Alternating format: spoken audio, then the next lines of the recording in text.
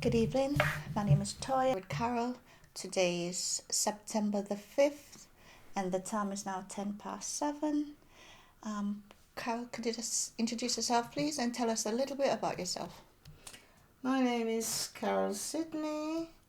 I live in Grays and I have lived in Grays. Well, I came to Grays in 1960. I'm from Jamaica. Maybe I should start in the beginning. I left Jamaica in 1960 to come to stay with my mom, who was a local midwife in Grays. She came to Grays in 1959. Yes, 1959, as a midwife. So I came over and in the October and stayed with her, which was a bit of a shock to the system after coming from a hot country. I came to Grays and in October it was cold, it was damp, it was horrible. No sun, so I missed that quite a lot really.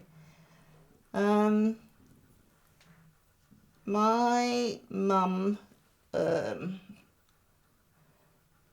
got me involved as a nursing cadet in Tilbury Hospital, which isn't there at the minute, because I started there the February of the following year, and I wanted us to go into nursing, but at that time we had the system where you could join as a nursing cadet. You worked in the hospital for 3 days a week and you went to college for 2 days a week, which is like an apprenticeship really. We weren't allowed to do anything to the patients. We used to work in departments like getting the notes, sorting notes, fetching and carrying work in the x-ray department. That was the main things that we did during that time. When I was 18, I started my general training as a nurse, working at Tilbury, Orsett and Thurrock Hospital, because it was the 3 hospitals at that time.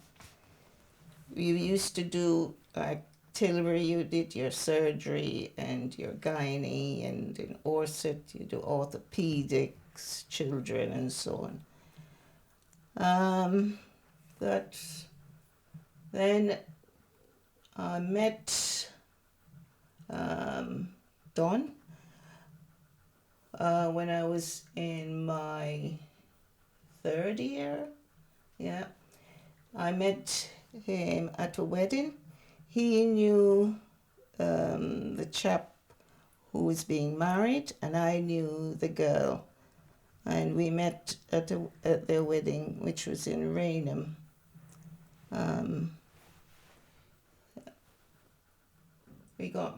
We were engaged for a year, and we got married the following year, and I've got 2 children. We moved back to live in Grays, which we stayed in Grays ever since. We've got 2 daughters, Denise and Fiona, and I've got 5 grandchildren. The youngest one is now 19.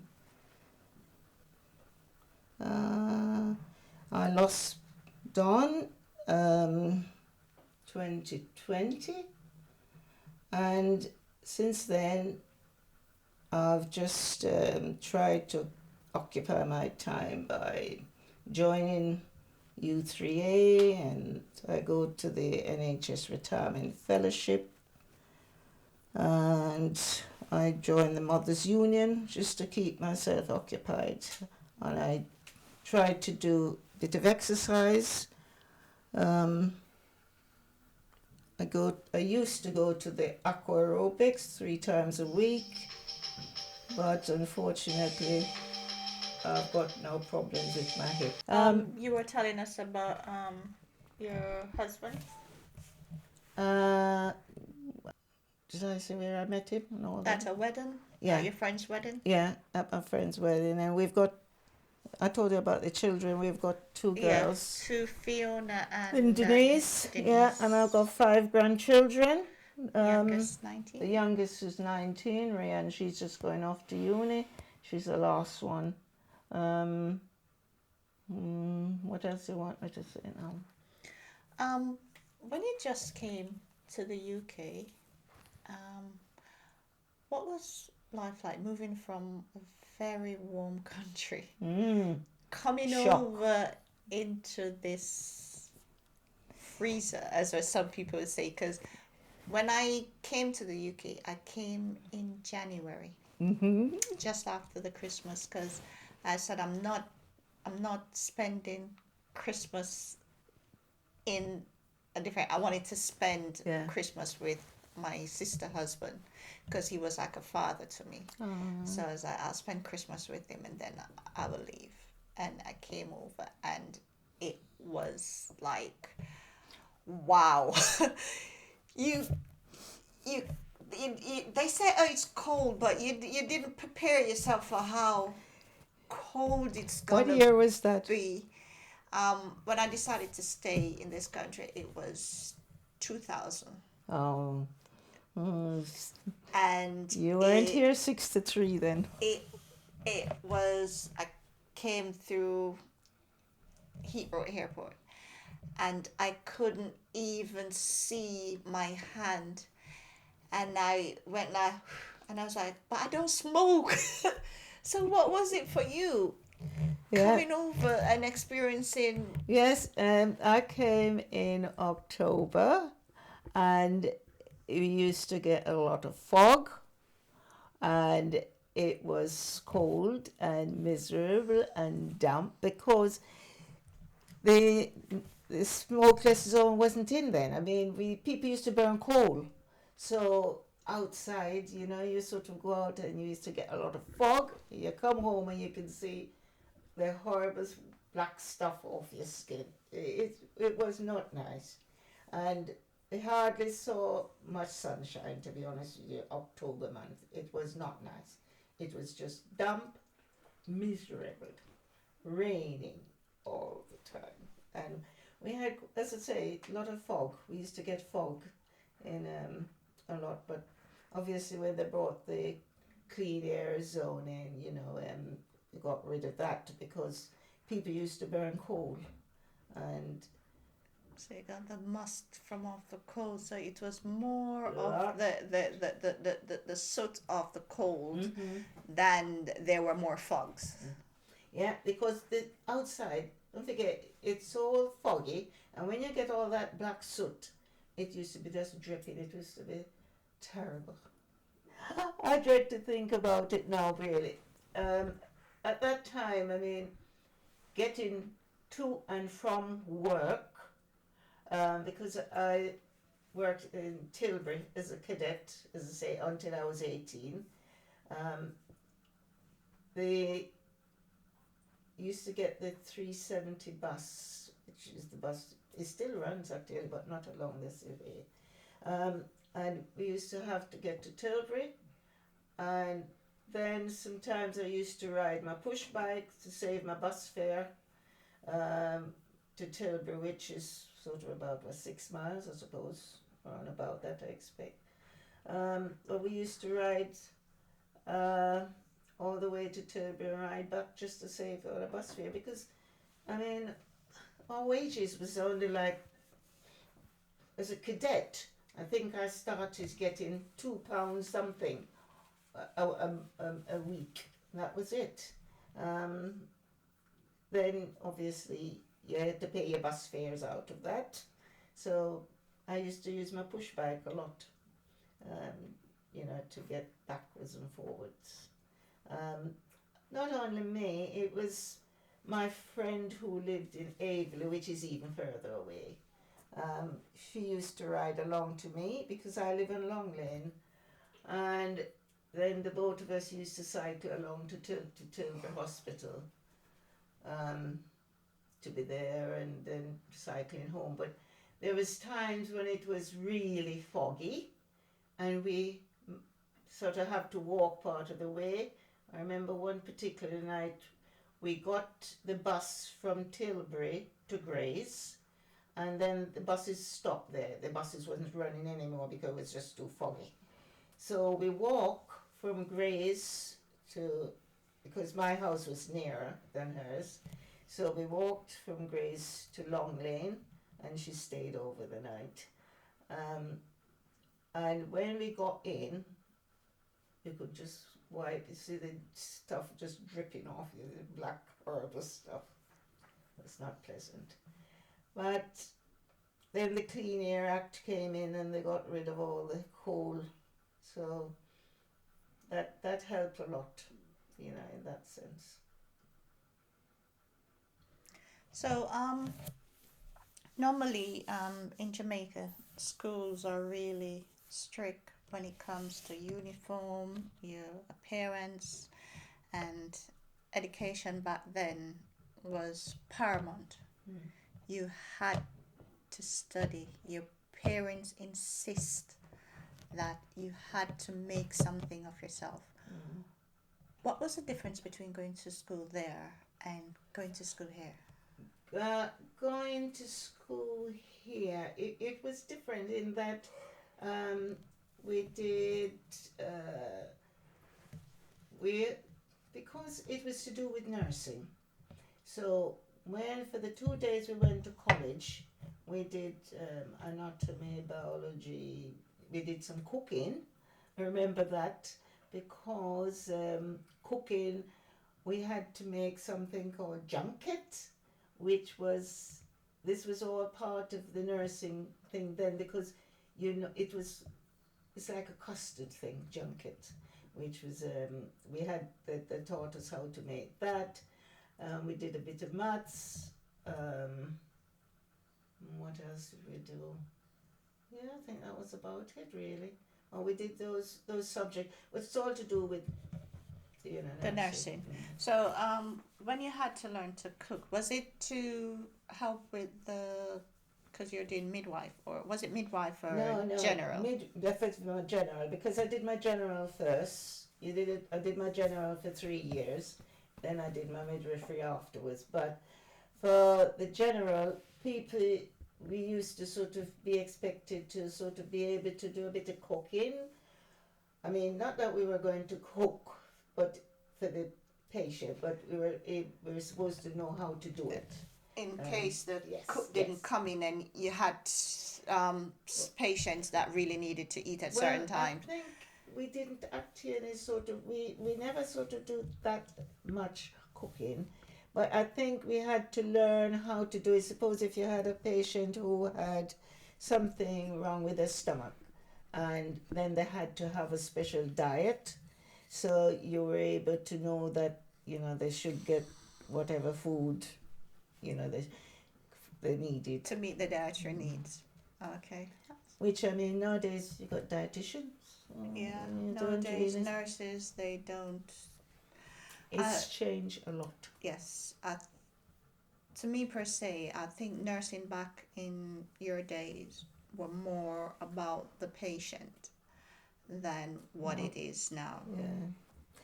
Definitely more holistic. You look at the person. Yes, definitely. I think now it's changed an awful lot. Definitely. I mean, I'd be lost now because it's all computers and, you got to be able to read this and read that. What was your mum like? Because coming over during the Windrush and leaving your kids back home was a little bit devastating, but you look at it that you're coming to build a future for your kids. Yeah. What was it like coming back to be with your mom? Because probably she left you at a younger age. Yeah, And I was 9 when she came over. So I stayed with my grandparents. Well, I was nearly 10 really. I stayed with my grandparents, which, and I'm an only child. It's just me. So I went and stayed with my grandparents who lived in Westmoreland. So I stayed with them, and I went to the local school there.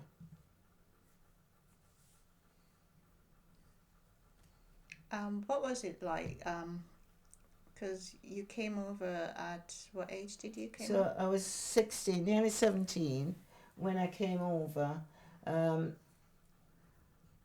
Because I stayed with my grandma until I was 17, 16, 16, yeah.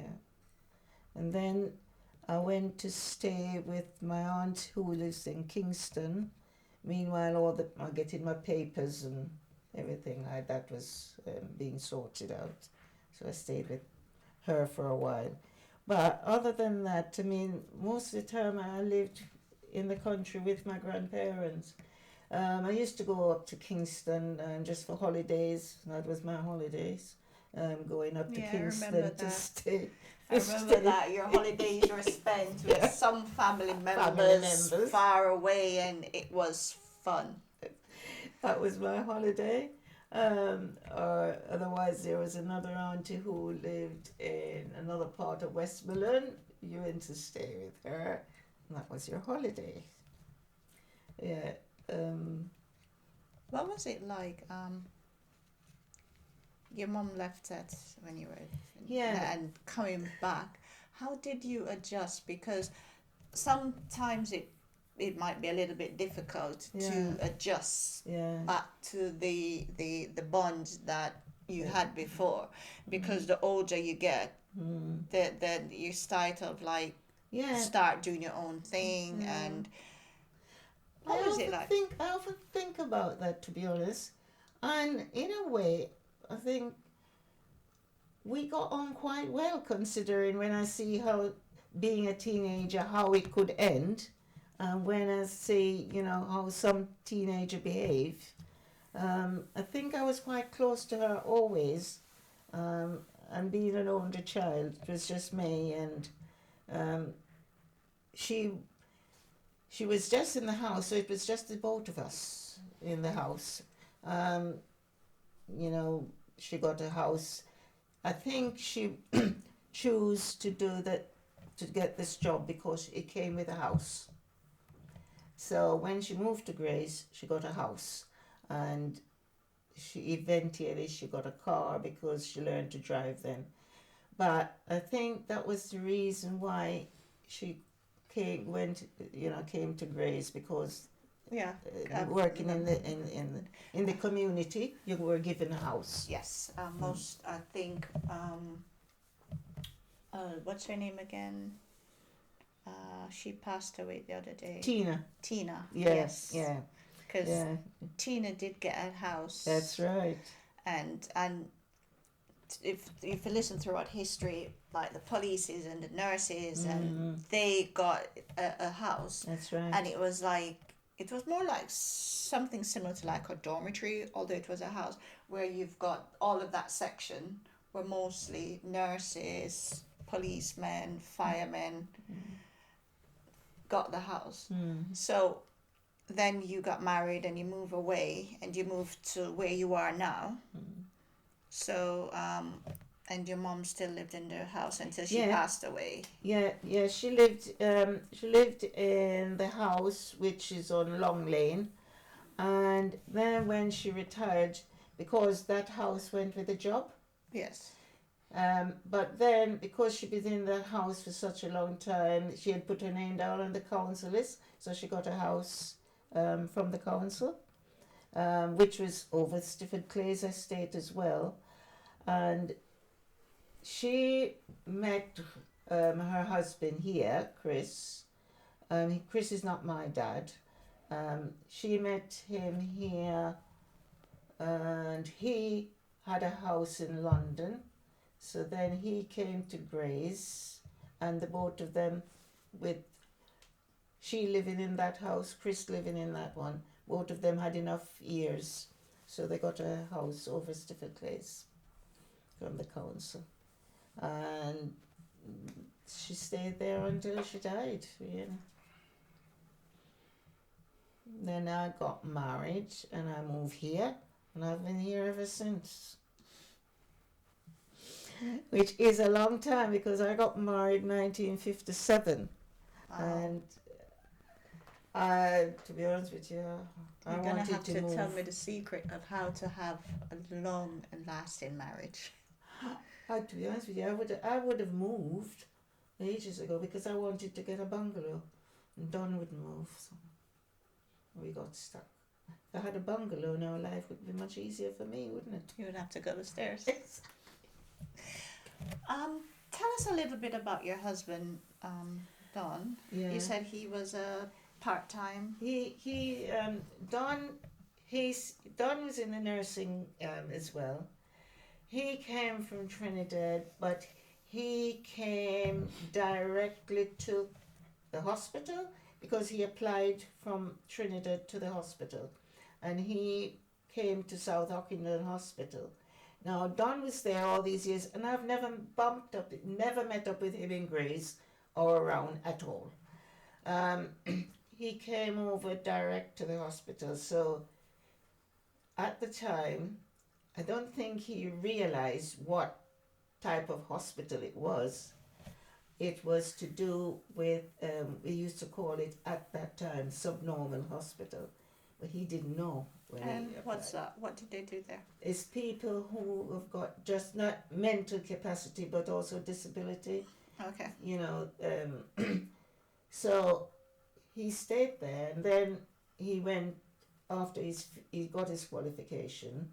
Then he went and did his general and his mental as well. You know, certificate. Then he joined. Well, when he was working in Ockenden, he met someone who used to work in the TAs, and between them they sort of was friends, and he joined the TA. So he was in the TAs for a long time, and he really enjoyed that. You know, during that. But then, as I say, he did his general, and then he did his mental, and then he went on to become a tutor. So he used to be tutor to the nurses. He worked in Ockenden, he worked in Orset as a tutor. And when he retired, well, the nursing situation changed, and then he went to work for social services. So he sort of been around the block a bit. He went to the social services. He was in charge of a few homes down in Southend. Okay. We working So with you worked in the nursing, and you'd never met your husband until you went to your best friend's wedding. Wow. He lived in Ockenden, and I live in Grace. And you have never met each other? No, it was at the wedding. And as I said, Don knew the chap because he was a nurse in Ockenden as well with him. And I met Lady Carmen, and as I say, we it was just coincident that, you know, we both went to the wedding. And we met there. Started chatting, and the rest is history. Was it you that made the first move, or was it him? I think he did. He did. Yes, and we still kept in touch with the couple until they moved away to America. Carmen and Max. Yeah, they went off to America, and we still kept in touch with them. And then think one of them got ill, and it just sort of faded away. Okay. I know a lot of people coming from the Caribbean, once you start having kids, you try to raise them the same way, that you were brought up. For myself, I do the same way. You teach your kids to respect the elders and learn to have good manners, and education is paramount. Did you do the same for your kids? Yes, I think I think yes, we did well. I said Don, because Don was quite a disciplinarian himself as well, and he was sort of quite involved, and so I can't say it's just me. Don was involved, He took a lot of interest in the children's education as well. They went to the local school. They went to St. Thomas's, the Catholic school, and then they went to the convent and to Palmer's and before they went off to uni. But Don was very much involved as well, with their education. So I can't. It's just me. He was quite hands on. For parents' evening, we both always go along or whatever. So you were the stricter one, or Don was? I think Don was. I think I was softer than Don, to be honest with them. Yeah. Don parents were very strict with him, I think. More than I think my grandparents were with me. A bit laid back. Yeah. But I think Don parents were quite strict with him. So I think he was quite strict with the girls.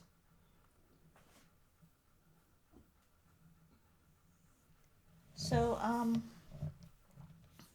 when you started working as you did a general 1st, and then when did you decide to switch to midwifery?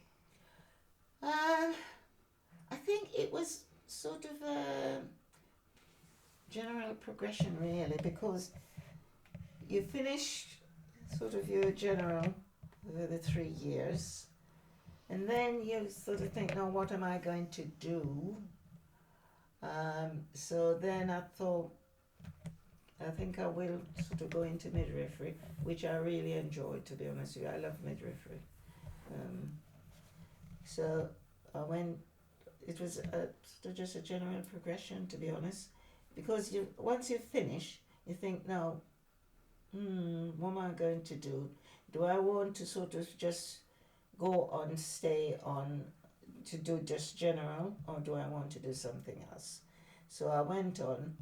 I did a staff nurse for 6 months, because they like you to work for like 6 months, after you finish, you're being qualified. So I worked for the 6 months, and then I went on to do my midwifery. But midwifery then, it was in 2 parts. You had to do like your part 1 and your part 2 midwifery. Part 1 for the first 6 months, where you were in the hospital all the time. Part 2, you In the community. not the whole time, but you went to I did my part 1 midwifery in Ilford, because we had a maternity hospital there then, Ilford Maternity. And then I came back to Orsett Maternity, because we had a new maternity unit just built at the time. Okay. So I came back here, and it was convenient to live at home. So I came back here, and I worked, did my part 2 in Orsett, where you spend 3 months in the hospital and then now 3 months out in the community. Also, I thought, I know the area, so which was easy. Yeah, it was much easier if you know where you're going. Most of the people that I've spoken to before, they said they did a midwifery and they went into the community, and then they left and went abroad to study, continue with the nursing. At any point, did you think of going abroad to? No, I didn't. Well, when we got married, in the first instance, we were thinking of going back to Trinidad, because Don wanted to go back home. So we were thinking of doing that. Then, I don't know, things change, and then we decide, no, we're going to stay here. So then we started a family. So I didn't actually decide to go to go abroad. I know some people do, go abroad because I got married after that, and then once you're married, things change. Yeah, You're it not does. sort of just Thinking of you yourself, you get have to. yourself. You got Yeah. other commitments, and you so no. How long did you work in the community for as a midwife? For your part two, there's the last 2 to 3 months you work out in the community, and you're allotted to a midwife like Tina or my mom or somebody like that, where you went out with them and you had to do like, I think it was 10 deliveries, I think, because this was being in people's home. I think it used to be 10. I think we had to do with the midwife there, and then when the midwives obviously think you're competent enough, you used to go out on your own, which could be quite difficult sometimes because in the middle of the night somebody ring up because you're on 24 hours a day. Yeah. Somebody would ring up and said, "Oh, my wife is in labour," and you had to get up. And I was on my push bike. Often, if the husband had car, then they would come and say, "Oh, nurse, I'll come and pick you up." But otherwise, you had to put on your bike. You put your bag on the back of your bike, and off you went. I don't know if you've seen that in The program the midwife. program. Yeah, It used I've to be like spoken that. to a lot. Most Yeah, it was like most that. of the people that I've interviewed so far who are nurses, they give us some It was where like that. you go out in the snow. Exactly. You can't see how far you're Yeah. going. You're tortured. Yeah, it was like that. It was raining. You still had to. You still had to go. Because I remember in my mum, when I was at Long Lane with my mum when I first came over, she used to be on call 24 hours a day, except for when she was ill. And they used to have outside the door, on her door, she had to put a list of where she was, so wherever she was visiting, so that if anybody come to get her, they know where she's gone. Because there wasn't a telephone. We didn't have mobile phones. Yeah. So, that's the way. And then sometimes she would wake up in the night, and I would wake up and I could hear the phone ringing, and I thought, oh, she's going out. Maybe in the morning when I get up, she's not back. It all depends. But you still had to keep on. And she came home, maybe have a bit of breakfast, then she had to go out again until it was your day off. It was hard. It wasn't very easy at all.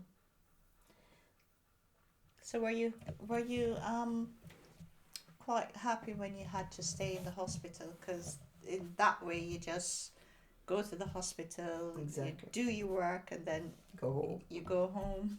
No more getting up at 1 o'clock, 2 o'clock in the morning, going out to deliver a baby, and probably by you finish doing that one, Another one call you'll you. be like, okay, I'm finished. You don't even have time to even tidy up yourself properly. You're off to another one. Yeah, I know. Oh no, I don't think I would have liked working in the community full time. I don't think so. No, it can be quite tiring, and as I say, you haven't got a lot of time because if it doesn't matter if you're out all night with a mum, with having a delivery. Don't forget you've got your other patients to see to, so you still, when you finish, you still had to go out to And do do your those checks. care, on the others. After you deliver the baby, you still had to go do your That's welfare right. checks to make sure that everything is Exactly, exactly. And it used to be, when I had my children, we stayed in hospital 10 days then. Now, I don't know, it must be 24 hours. I don't even know how long it is now. fine. Well, it used to be 10 days. No, I came on the same day. Well, there you were. I had my son at 1 o'clock. Yeah. And I was like, okay, can I go home now? I want to go sleep. I had 3 boys, and I didn't have to spend the night at the hospital. Really? I just went home and go sleep because all of my kids were early babies. Yeah. And I went in, I just felt like uncomfortable. Yeah. I didn't hear people screaming and I said, oh, the labor. I didn't have any of that. I just felt uncomfortable. I couldn't sit, I couldn't lie You down. didn't know what to do with yourself. It was just so uncomfortable. And then I went to the hospital. Yeah. They said you're And like you were in labor. 5 You didn't know. centimeters. No, I just felt uncomfortable. And then they're like, oh no, you're 5 centimeters. That will break your water and speed it up. And I didn't even have to push. They just came. The water was coming Wow. out and they came out. And I just got up and said, okay, can I go home? No kidding. Had my shower. I had a shower, went home and I slept. And then Oh my God. after I felt the after pain, I felt so uncomfortable. And I was like, you're so lucky. I had 3 kids Yeah. and all 3 of them were like that. So I don't know labor pain. I don't know what it is to have labor pain. I don't. Oh, cool. Yes. Yeah, you're lucky then. I know midwives back in your time were way much attentive to the kids and the aftercare. I remember I had a midwife once. I had to tell her to leave because I was like, I'm not having it. Because there's no way you come into someone's house, and because when I had my eldest, I had my second son, because all my kids are December. So I had my second son like on the 9th. My eldest was born the 12th. So when I had my second son, it was just a couple of days before my eldest turned 1. So Wow. and then she came in and she was like, oh, you having baby and baby. And I was like, you can't tell someone when to have kids. You're here to make sure that the kids my son is fine, not to tell me how to have kids. So Strange, isn't it? yeah, so, and when I hear all these stories of midwife in your time, oh, they were so much Oh my goodness. involved in the Yeah. work, and they make you feel so relaxed, because Yeah, having a exactly. child is very stressful. And they comfort you, because if you Yeah, I have know. 2 kids, you can easily go through depression, which that's right. most Yeah. parents do after having kids. They go through depression. But it just seems that back in your time, they seldomly had depression, because you guys were there to talk to them and to ask them how they were feeling, Yes. not to instill your own views and opinions on them. So looking back at that per se, would you still do midwifery? Well, midwifery at the minute, to be honest with you, it's got a dreadful name.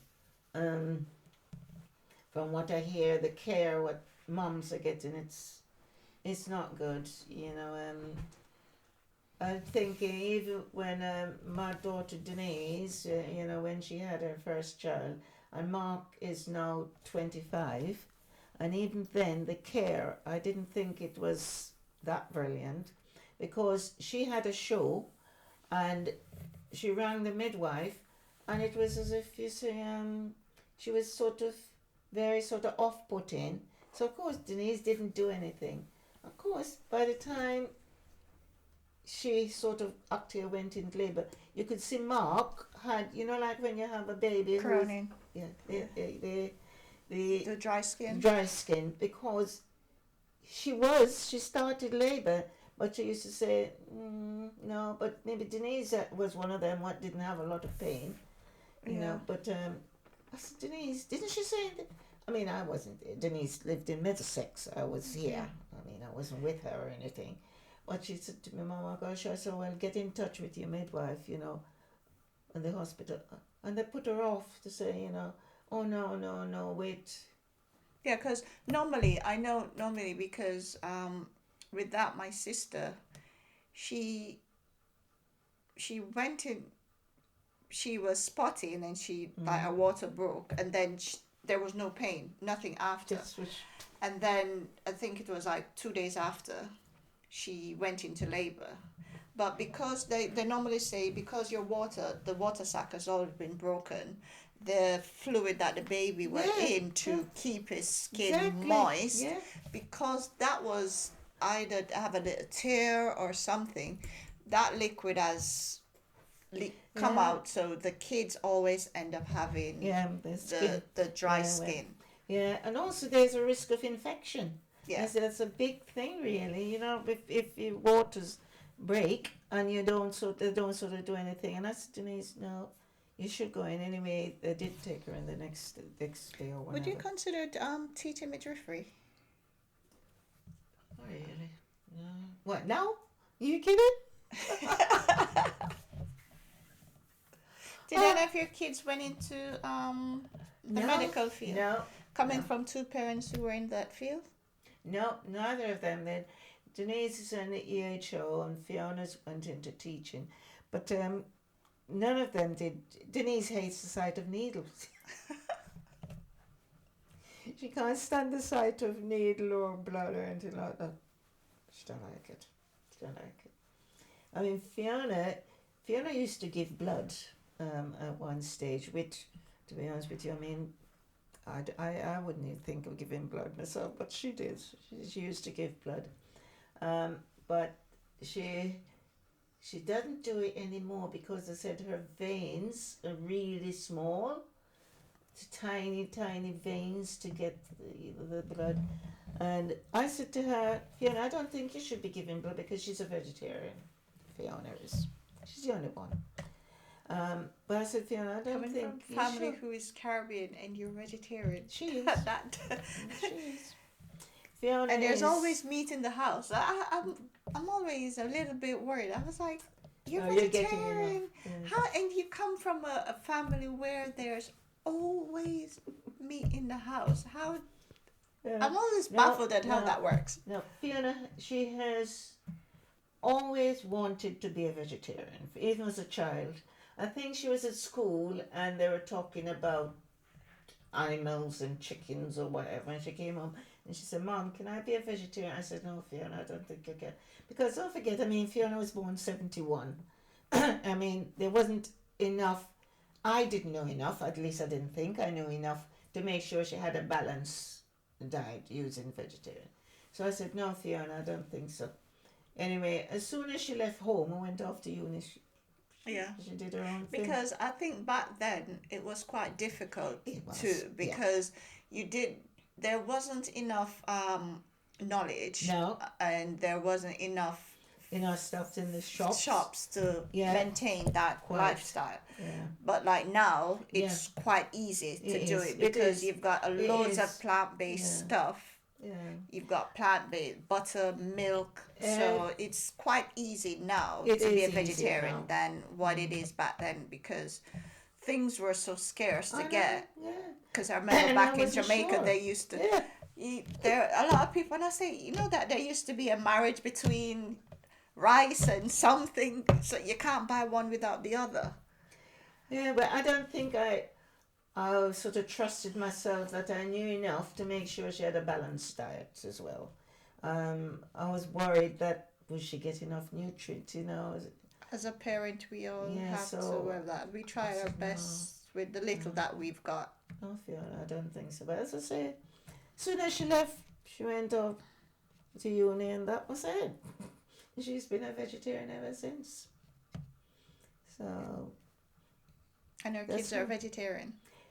well, Jordan sort of, he is more vegetarian. Josie In the Josie middle. will eat a bit of meat. She'll eat, Jim, her husband, he'll eat a bit of fish if he goes out, but Fiona won't have fish in the house. So he's got one of these, what do you call it? Those, not the new thing, what they have, what's that chap, the boxer, what's he's got? He's got a grill thing Oh, the George Foreman grill. for George. He's got one of them, so he can put it outside and he'll cook. Because she won't have it in the house. That fish. But he'll eat a bit of fish. He'll have salmon. If we go out for a meal, Jim will have salmon. The thing that you can't have at home. Yeah. Yeah, it's like when we were younger, your parents take you out. you try to make sure you have something that That- you Well, were even allowed now to I eat do. then. Even now I do. Like to try something new, to be honest. Even now, I go out anywhere. I thought I'll try that because I've never had that before. Because my other half, he says he doesn't. That's what he says, but I don't pay him any mind. He doesn't eat fish. Okay. He doesn't like the smell of fish, but I still cook my fish because I have to have it in my diet. And No type of fish. that's what he says, but I know he does. If he goes out, I've heard him talking with friends, and he said, "Oh yes, he had lobster, he had crab, he had fish," and I'm like, "Okay, so if I cook fish at home, you said you don't eat fish." I think he says he can't the smell. Oh. Yeah, but in Jamaica, I mean, the fish used to be so nice. I went home for my sister's funeral, and that's all I want. That's all I really had The to fish eat is fish. so good. Yeah, because we do. It's fresh. Yeah. That's the thing about being from the Caribbean. Yeah. Your fish is always fresh, Mm. and you're from the country. You grew up having fresh fruits and veg. That's right. Yeah. You go in the back of the garden, you pick it out, you come home, you go in the kitchen and you cook it. Yeah. So that's the only thing that I think you would miss from the Caribbean is just having that freshness. Yeah. Do you ever plan on going back to Jamaica anytime, probably for a holiday or anything like that? I haven't been back that many times, but I did do a sort of a Jamaican suite doing the touristy things because even though I lived there, I've never sort of Venture far. Yeah. So I've got a cousin of mine who lives in Southend and one from America, and we, three of us, and a chap who we knew, he's from America. He's from Jamaica as well, and he came with us, so he would do the driving. So Veronica, myself, and Madge, we went back to Jamaica for a holiday, and this chap Neville, he came with us, so he did the driving around, and we did sort of all the touristy things. Went to Dunn's River, down the Rio Grande and all this sort of thing. So we did that because I thought, I've lived there, but I've never ever. Yeah, because the thing about Visited it is these places. you lived in the country. You see those things as tourists, and you're like, oh, if I want to go to a river, I don't have to go to Dunn's River. I can go to another river. Yeah, well, Because there is I a little did. river. Because I'm from Portmore, and between going from Spanish Town to Kingston, right, there is this little river there, and that's where my sister husband used to take us on Sundays. Right, yeah. We would go to Sundays, that river, yes. and that river stretches from Dunn's River, comes all the way down. So I'm like, why would I really want to go to Dunn's River? I've been there with friends. You come from abroad. I was like, you take You them took to them the there. terracing side of but you yourself living there wouldn't really want to go there because you're like, a river is a river. Yeah, but you see, I've never been. I didn't visit these places, so I thought, well, now it's my turn. I haven't got any sort of attachment, and so it was Veronica, Madge, and myself. So we just sort of went, and we sort of went right around the island doing all the tours a bit, because I lost my grandparents, and I didn't have any relatives as such, close relatives as such out there at the minute. I've got relatives in Canada, relatives in America, but Nowadays it's not in Jamaica. they don't, because like now I seldomly have family, like not like say nieces and nephews, but like your brother, because I've got brothers and sisters, and they're not in Jamaica. No, this is a thing. I've got my brother here in the UK with me, and just my brother here. It's just myself and my brother alone here. But my sisters that I've got, they all live in the States, and their kids are in the States. Yeah. So I'm like, where do you really go? And my sister that passed away, her kids are gradually migrating, and they're all moving to the States. well. So you're like, where is your family? Yeah, Really, exactly. what's really in Jamaica for you Yeah. to really go back to? Yeah, as you said, that's what we did. We visited a few friends who we had out there, who we sort of went to school with. So we sort of catch up Keep in with touch, them. yeah. And but as for relatives as such, you know, I haven't There's got not it. really. I expect there may be distance who I don't know about, but Yeah. It's just I've been here in the UK. There's certain places you haven't really been to. exactly. There's a lot of place. I mean, I know people go abroad still, don't you? But I think maybe it's more like for the weather. I think most of the people they can sort of say, "Oh, go somewhere warm," you know. Yeah, most people do that. You live in a cold place. You're like, no, you want to go somewhere. You go where it's nice and warm. Exactly. But that's the thing. I always say this to people that when they say, the weather is too hot, and you'll be like, you're from the Caribbean. You're like, oh no, it's so hot, and then they're like, but you're from a Caribbean country. Why are you complaining? But they don't get that the sun in the Caribbean is way different from It's the the one here. humidity, I think, sometimes. Yeah, because we get the sun, and then it's like it cools down, Yeah. and then it heats up again. But here, it's just one straight heat. I know. It doesn't change. Yeah, and there's no breeze with it. We used to. I think it's an island, so it's not that big. So you always get a little bit of breeze. There's always a tree somewhere to sit under. It is. There's always a shop with a tree and a cold glass of drink Yeah. or a beer if you drink beer. The red stripe is always chilling, waiting for someone. Yeah, exactly, to pick me up. Have a drink. It's calling. Exactly. You go and it's like, oh, it's so hot. It's like, oh yeah, we've got cold drink you can have. Exactly. And you sit and you enjoy yourself because there's always someone there to tell you a story back in their day. And you I don't know if your mom did this, but in my household, you come as a guest, you leave as a family. You leave as a family. Yeah, so you come, like when I come to your home now, we're discussing, and then you leave as a family because it's as if you've known each other for a long time. Yeah. So that's I think, I don't know about you, but I think coming from the Caribbean and you move to a different country, you tend to still have that upbringing. Yeah. It's still in you, so you treat everyone just like how you were brought up. So I think that's why some people say Jamaicans are warm and friendly and they're so inviting. It's your upbringing. You were told to treat everyone exactly with respect, true. And you treat someone how you would expect them to treat you.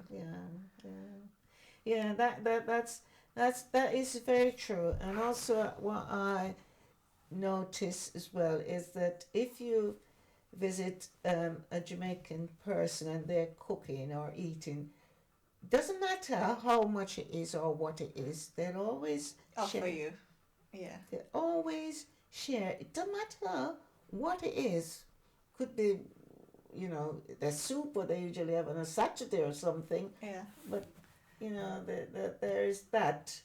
I think because mostly when you're in Jamaica, you mostly grow up with elderly people. Yeah. And you have to cook. Yeah. I remember once peeling a potato and I went too deep and I got hit on the hand with a cooking spoon and said, no, you're too deep, you need to. So, and they always say, my granddad always used to have this saying, I think that's why we from the Caribbean, we can't cook a little bit. You always have to cook for the unexpected because you will never know when someone is dropping by. So I can't cook a small amount. You gotta learn because I've noticed that because now I'm on my own. I soon after Don died, it was just getting most of my vegetables really to just get the amount. I always tend to sort of cook too much veg because you tend to cook for two. And then you think, oh, Carol, you cook too much. But it's difficult, I think, with vegetables if you're on your own.